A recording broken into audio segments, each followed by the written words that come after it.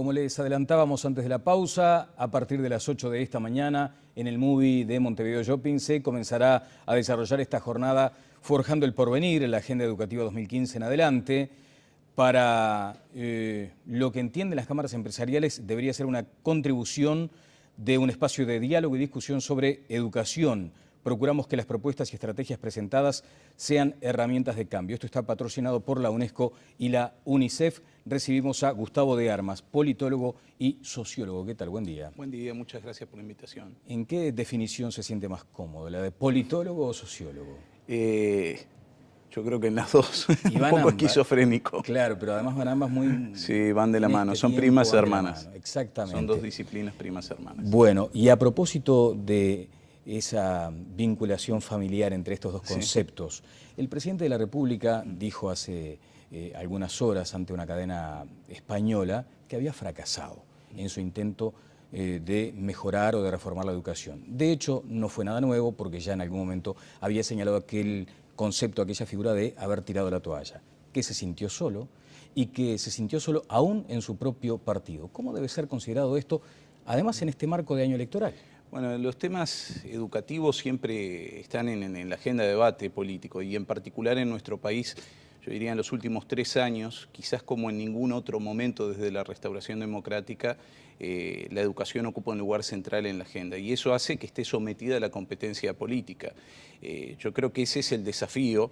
Es paradojal en algún sentido, porque es bueno que la educación esté en el centro de la agenda y en particular en el periodo electoral, porque obliga de algún modo a los partidos políticos, a los candidatos, a reflexionar en torno a la educación, a elaborar propuestas, a contar con equipos técnicos calificados.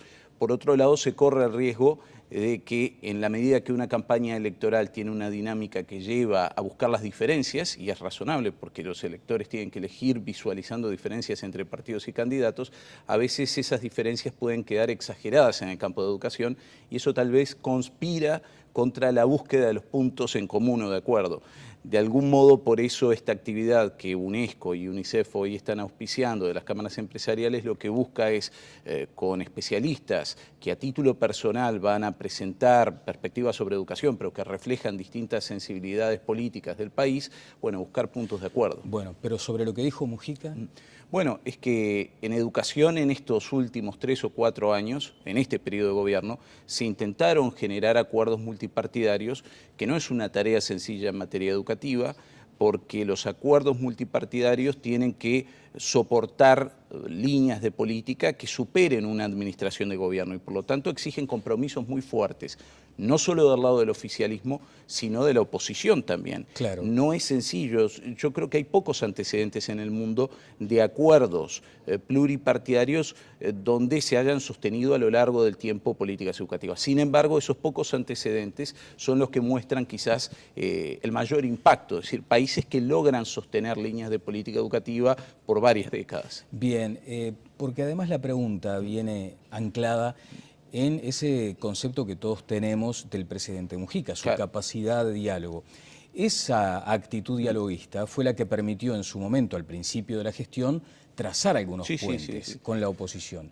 Y eso generó lo que tú mencionabas, acuerdos multipartidarios. ¿Por qué uno debería creer que ahora esta voluntad manifiesta del doctor Vázquez, del senador Pedro Bordaberry, de acudir nuevamente a una especie de gran diálogo nacional por la educación, debería prosperar y no prosperó lo otro?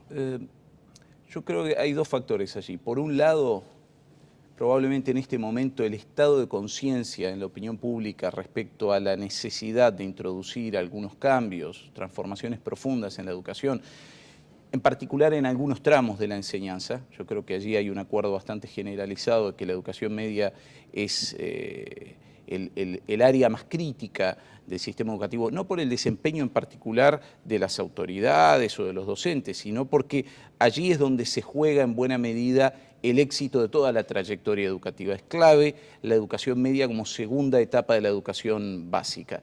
Entonces, por un lado, el estado de la opinión pública y por otro lado, que los partidos políticos probablemente, los equipos técnicos de los partidos políticos en los últimos años han ido alcanzando algunos puntos de acuerdo. Yo este es un punto que a menudo destaco. Si uno viajase en el tiempo 20 años para atrás, iba a encontrar, yo creo, diferencias más marcadas o tal vez menores zonas de acuerdo, de diálogo entre técnicos de distintos partidos políticos, de distintas sensibilidades políticas. Hoy en día yo creo que, más allá de las diferencias que obviamente existen, se puede trazar algunos puntos de acuerdo entre técnicos de la educación de todos los partidos políticos. Incluso, yo creo que si nos tomamos el tiempo de mirar sin demasiado apasionamiento, también podemos encontrar puntos de acuerdo con los sindicatos y puntos de acuerdo también con los sectores empresariales. Entonces, yo creo que el estado de opinión está de alguna manera empujando al sistema político a intentar acordar 3, 4 grandes líneas de cambio en materia educativa que puedan persistir en los próximos 10 años. Bien, o sea, toda la esperanza está cifrada ahora en esta posibilidad de acuerdo, o la caída va a ser aún más estrepitosa. Sí, porque sería un fracaso todavía superior. Allí es donde se mencionan algunos aspectos. Efectivamente, el sector de la secundaria es el más comprometido hoy por hoy, y uno no sabe si lo que hay entre primaria, secundaria y la universidad son peldaños o montañas. Claro, ese es un problema que además es un problema histórico del sistema educativo uruguayo, que creo que la opinión pública lo tiene que valorar en su justa medida. Porque aquí no es un tema de responsabilidad de primaria o responsabilidad de secundaria. A menudo, por ejemplo, en un debate que se plantea recurrentemente, la repetición, ¿no? El grado de repetición o el nivel de repetición en el último año de educación primaria y el nivel de repetición en el primer año de educación media básica, que en definitiva es 6º y 7º grado en la educación básica. Y la diferencia es abismal, como se ha señalado incluso en la campaña electoral, de 1,5% a 31%, 32% en la educación pública. Y en la educación privada, si bien no hay muchos datos disponibles, me animaría a decir que con magnitudes diferentes también esa brecha debe existir. Esta brecha, con este nivel, solo existe en Uruguay en todo el mundo. No hay ningún otro país, y esto me animo a desafiar a quien quiera comprobarlo con las estadísticas en línea de UNESCO provistas por los Ministerios de Educación. Ahora, ¿esto es porque Uruguay es un país excepcionalmente raro, porque los docentes tienen un muy mal desempeño en un nivel educativo y no en otro? No, tiene que ver con el diseño del sistema educativo uruguayo, que tiene 100 años o más. La educación primaria nació en el último cuarto del siglo XIX, pensada como educación para todo el mundo, con la reforma bareliana. La educación universitaria, Universidad de la República, nació en 1849, pensada para formar élites doctorales. No es así hoy en día, obviamente, luego de 160 años o más. Y la educación secundaria nace desde la Universidad de la República. Esto quizás la gente no lo sepa, pero hasta el año 35, hasta 1935, la educación secundaria dependía de la Universidad de la República, de la sección secundaria.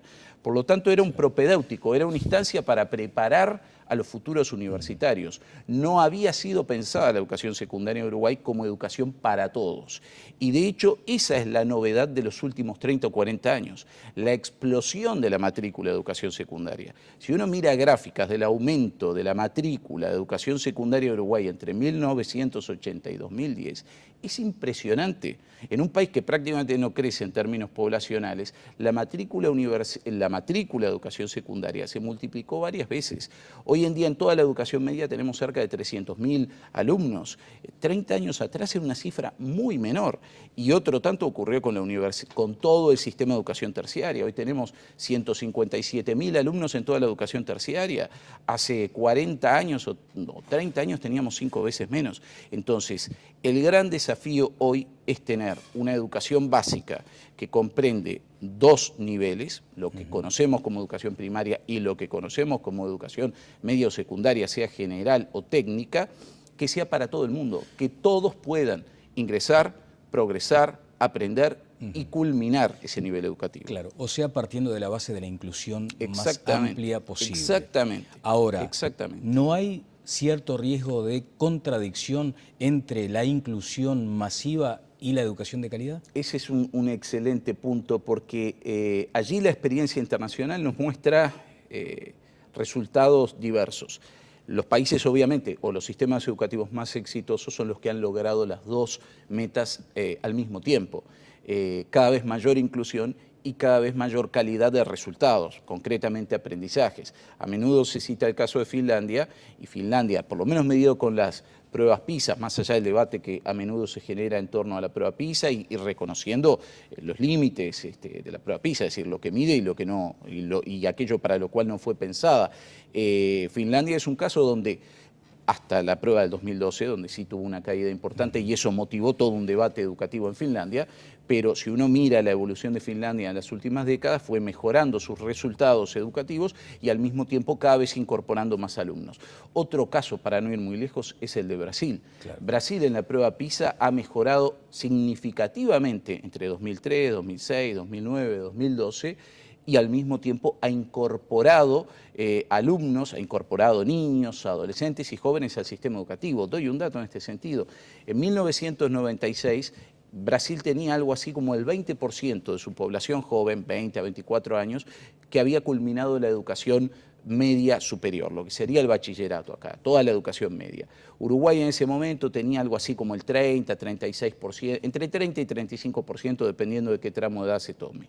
Brasil hoy, datos del 2006, o sea, 10 años después, ya hace casi 10 años, tenía el 50%. Entre el 96 y el 2006 pasó de 20% a 50%. Uruguay creció muy poco en ese periodo, al punto tal que Uruguay superaba a Brasil en el 96 y ya en el 2006 Brasil superaba a Uruguay.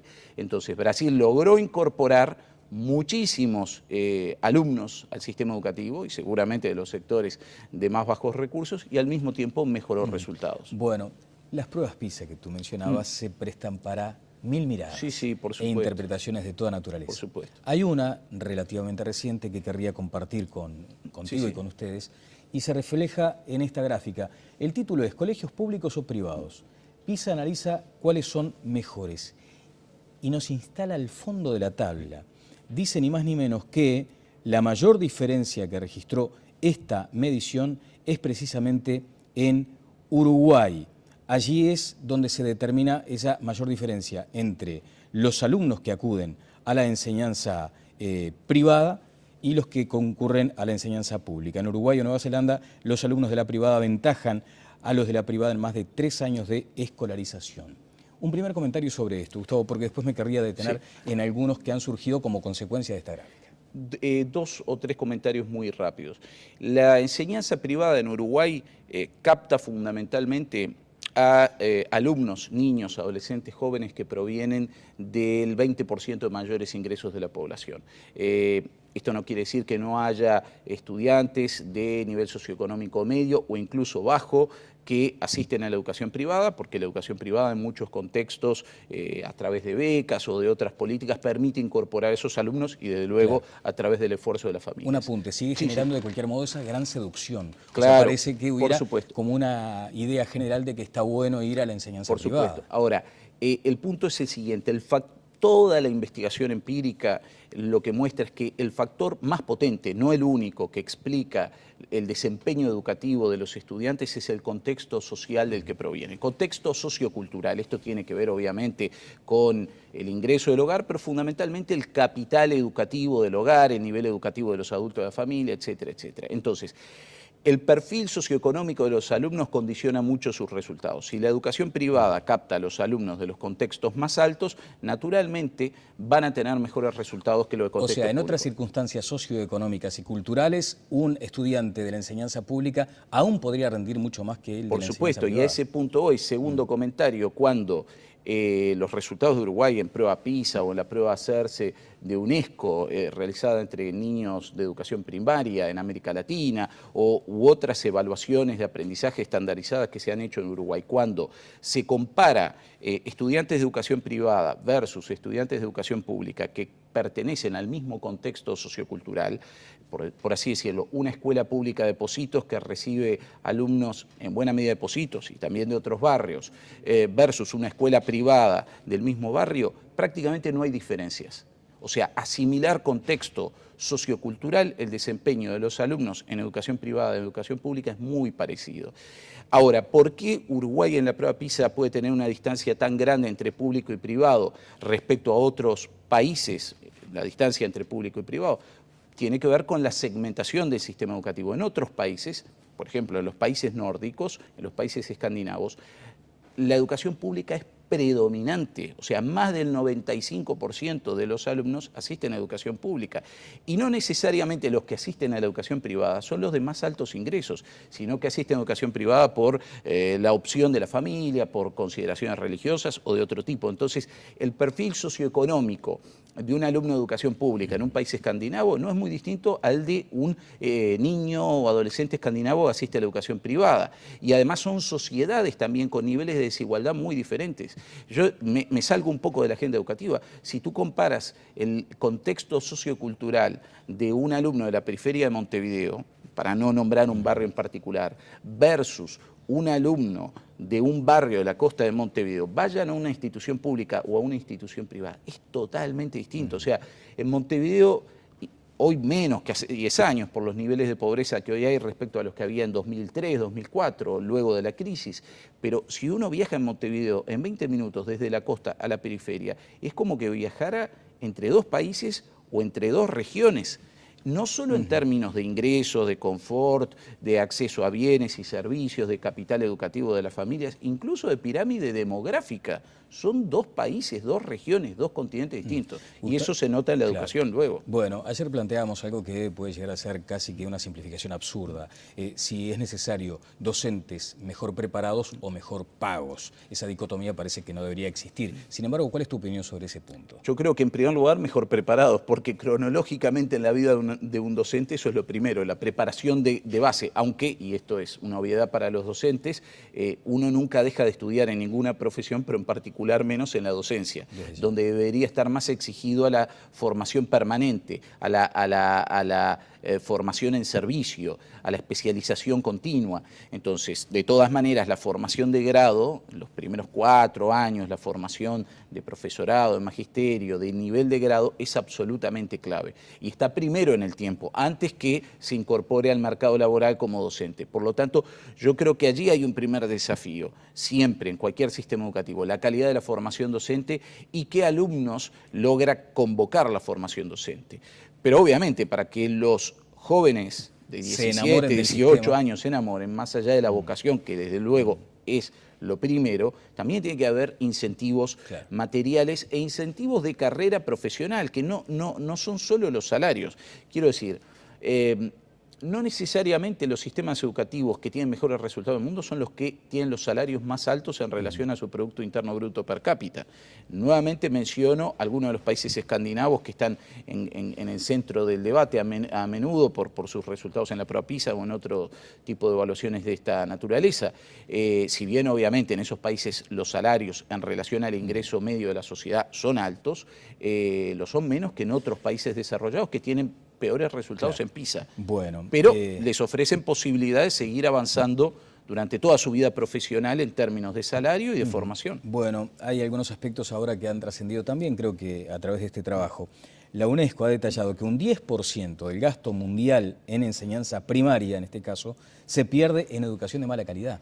Y eso representa 129.000 millones de dólares. Sí, ese es un tema que a menudo no se estudia, que a menudo no se estudia respecto a la evaluación del gasto público, de la inversión pública en educación, que es la eficiencia de la inversión pública en educación. Doy un ejemplo que puede ser un poco fuerte. Si uno cuantifica en la alimentación escolar lo que se deja en un plato, no estoy hablando de Uruguay en particular, puede ser los comedores escolares en cualquier otra parte del mundo, porque la planificación de la dieta que reciben los niños no es la adecuada, de acuerdo a la estación del año, etcétera, etcétera. Eso que queda en el plato y que luego va a parar a la basura, terminan siendo millones de dólares, que con una mejor planificación de la alimentación escolar permitiría cubrir a más población, no reducir el presupuesto, sino alimentar a más. Bueno, te dejamos libre porque faltan apenas unos minutos para la inauguración de esta actividad ahí en el MUBI. El profesor Claudio Pastrana plantea algunas cuestiones que me gustaría por lo menos dejarlas apuntadas para un próximo encuentro, además muy enriquecedor como este. Dice, los reglamentos de disciplina en públicos y privados son muy distintos en ciclo básico. Eso influye, afirma, no lo pregunta, lo afirma. En todo caso yo lo pregunto. Y hay gráficas sobre equidad y también sobre lo que significa a veces la explosión demográfica en los liceos públicos que atenta contra la calidad de la enseñanza. ¿Hay algún comentario sobre este punto? Sí, Empiezo por el último. Yo creo que esa es otra clave y me parece muy bueno que lo hayas planteado. La educación primaria en Uruguay, para ir luego a la media, tiene aproximadamente unos 340.000 alumnos entre educación primaria y educación inicial, me refiero al subsistema público, y tiene en el área urbana casi 1.000 escuelas. La educación media en total debe tener hoy en día casi la misma cantidad de alumnos entre educación secundaria y técnico profesional, con un tercio o un poco más de las instituciones. Cualquiera se da cuenta que para atender a la misma población no se puede tener el triple de instituciones. Esto no es que primaria tiene de más, sino que la educación media tiene de menos. Y tiene de menos porque Uruguay invirtió poco en creación de instituciones educativas de educación media durante 40 o 50 años. Esto es un hecho que está bastante documentado. Entonces, efectivamente, el tamaño de las instituciones incide mucho en la convivencia. Y el primer punto es la convivencia escolar, una convivencia dialogada, tolerante, pero con reglas claras, que desarrolle las habilidades para la convivencia, que también es algo que forma la educación, es absolutamente clave, no solo para formar esas habilidades, sino para los aprendizajes. Bueno, y lo que dijo el presidente de la República además viene a colación de esto en esta entrevista internacional, señalando que muchas veces tiene muchos más privilegios aquel funcionario público que el privado. En el privado dice, no andás y te borran. El tema de la gestión también es otro asunto absolutamente clave en la educación como en cualquier otra área de política social. Muchísimas gracias a ustedes por la invitación. Gustavo de Armas estuvo con nosotros, sociólogo, politólogo, a propósito de este encuentro convocado por las cámaras empresariales allí en el MUBI. Vamos a la pausa y seguimos adelante en Tele Buen Día.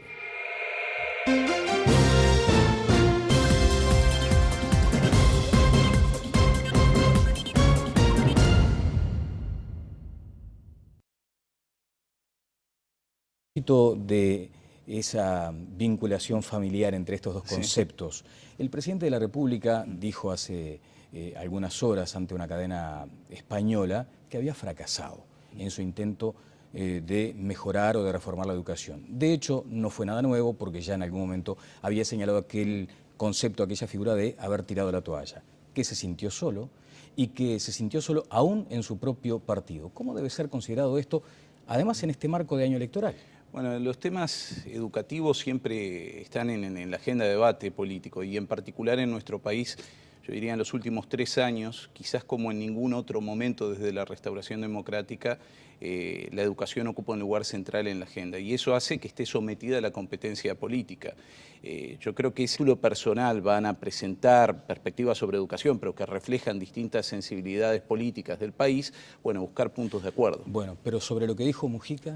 Bueno, es que en educación en estos últimos 3 o 4 años, en este periodo de gobierno, se intentaron generar acuerdos multipartidarios, que no es una tarea sencilla en materia educativa, porque los acuerdos multipartidarios tienen que soportar líneas de política que superen una administración de gobierno y por lo tanto exigen compromisos muy fuertes, no solo del lado del oficialismo, sino de la oposición también. Claro. No es sencillo, yo creo que hay pocos antecedentes en el mundo de acuerdos pluripartidarios donde se hayan sostenido a lo largo del tiempo políticas educativas. Sin embargo, esos pocos antecedentes son los que muestran que es el desafío. Es paradojal en algún sentido, porque es bueno que la educación esté en el centro de la agenda y en particular en el periodo electoral, porque obliga de algún modo a los partidos políticos, a los candidatos a reflexionar en torno a la educación, a elaborar propuestas, a contar con equipos técnicos calificados. Por otro lado, se corre el riesgo de que en la medida que una campaña electoral tiene una dinámica que lleva a buscar las diferencias, y es razonable porque los electores tienen que elegir visualizando diferencias entre partidos y candidatos, a veces esas diferencias pueden quedar exageradas en el campo de educación y eso tal vez conspira contra la búsqueda de los puntos en común o de acuerdo. De algún modo, por eso esta actividad que UNESCO y UNICEF hoy están auspiciando de las cámaras empresariales, lo que busca es, con especialistas que atizan el mayor impacto, es decir, países que logran sostener líneas de política educativa por varias décadas. Bien, porque además la pregunta viene anclada en ese concepto que todos tenemos del presidente Mujica, su capacidad de diálogo. Esa actitud dialoguista fue la que permitió en su momento, al principio de la gestión, trazar algunos puentes con la oposición. Y eso generó lo que tú mencionabas, acuerdos multipartidarios. ¿Por qué uno debería creer que ahora esta voluntad manifiesta del doctor Vázquez, del senador Pedro Bordaberry, de acudir nuevamente a una especie de gran diálogo nacional por la educación, debería prosperar y no prosperó lo otro? Yo creo que hay dos factores allí. Por un lado, probablemente en este momento el estado de conciencia en la opinión. Como les adelantábamos antes de la pausa, a partir de las 8 de esta mañana, en el MUBI de Montevideo Shopping se comenzará a desarrollar esta jornada Forjando el Porvenir, en la Agenda Educativa 2015 en adelante. Para lo que entienden las cámaras empresariales, debería ser una contribución de un espacio de diálogo y discusión sobre educación. Procuramos que las propuestas y estrategias presentadas sean herramientas de cambio. Esto está patrocinado por la UNESCO y la UNICEF. Recibimos a Gustavo de Armas, politólogo y sociólogo. ¿Qué tal? Buen día. Buen día, muchas gracias por la invitación. ¿En qué definición se siente más cómodo, la de politólogo o sociólogo? Yo creo que en las dos, Y un poco esquizofrénico. Claro, pero además van ambas muy... Sí, van de la mano, son primas hermanas. Exactamente. Son dos disciplinas primas hermanas. Bueno, y a propósito...